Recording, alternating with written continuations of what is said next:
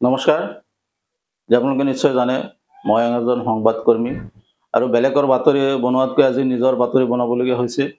আজি নিশা আপোনাৰ মোৰ গোৱালিয়ৰৰ পৰা এটা দামৰা গৰুৰ পোৱালি চুৰে লৈ যায় দৰি কাটি, আৰু ৰূপহী থানাৰ অন্তৰ্গত বিভিন্ন ঠাইত সদায় সদায় চুৰি কাৰ্য সংঘটিত হৈ আছে আৰু পুলিচ প্ৰশাসনে নিষ্ক্ৰিয় ভূমিকা পালন কৰি আছে।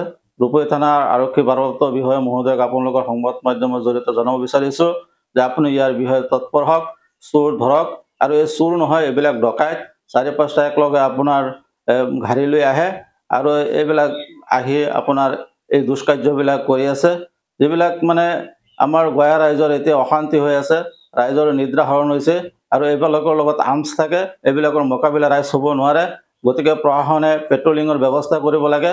আৰু ৰূপহী থানাৰ অন্তৰ্গত বিভিন্ন ঠাইত আজি কেইবামাহ ধৰি সঘনাই চুৰি কাৰ্য সম্পূৰ্ণ হৈ আছে আৰু এই চোৰ ডকাইতবিলাক ধৰাৰ কাৰণে প্ৰশাসনে তৎপৰতা আগবঢ়াব লাগে আৰু এইবিলাকৰ কঠোৰ শাস্তি দিব লাগে, ডাইৰেক্ট এনকাউণ্টাৰ কৰি দিব লাগে।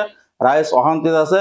আপোনাৰ ৰাইজৰ গঞা ৰাইজৰ আপোনাৰ যিবিলাকৰ ঘৰত চাকৰি বাকৰি নাই, এইবিলাকে আপোনাৰ গোদা পালন কৰে, গৰু ছাগলী পালন কৰি নিজৰ জীৱিকা নিৰ্বাহ কৰে আৰু বিপদৰ সময়ত আপোনাৰ ল'ৰা ছোৱালী পঢ়াবলৈ এইবিলাক বিক্ৰী কৰে।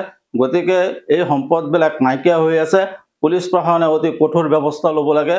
আজি কেইবামাহ ধৰি একেৰাহে হৈ আছে এই সঘনাই চুৰি কাৰ্য, আৰু এই চুৰি কাৰ্যৰ বিষয়ে নগাঁও জিলা আৰক্ষী অধ্যক্ষ আৰু ৰূপহী থানাৰ ভাৰপ্ৰাপ্ত বিষয়া মহোদয়ে অতি সোনকালে তৎপৰতাত ব্যৱস্থা ল'ব লাগে।